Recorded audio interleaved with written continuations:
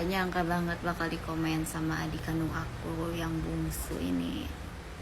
Sampai bilang semangat ya teteh. Dia juga kesel liatnya mereka berdua. Ini adik kandung aku yang terakhir. Dia aja sampai kesel sama kakaknya yang itu. Tapi dede gak boleh kesel ya. Mau gimana pun teh Sela juga kakaknya dede. Teteh kuat kok.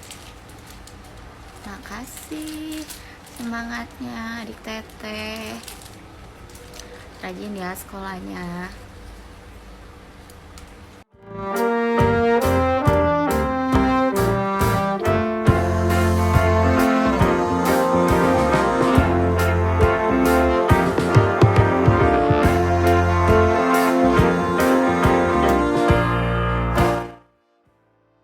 Ini orang bilang settingan, buat apa settingan?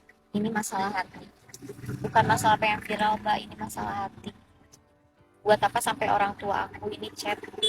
Mereka pun sampai sampai benar-benar ngurusin aku dan adik aku tuh benar-benar kayak mama aku kayak ngerasa nggak mau ada pertengkaran antara adik dan kakak sampai turun tangan masalah rumah tangga aku. Terus ini mama mertua aku pun mau aku ajak settingan juga. Kamu gila apa gimana? Masa iya settingan?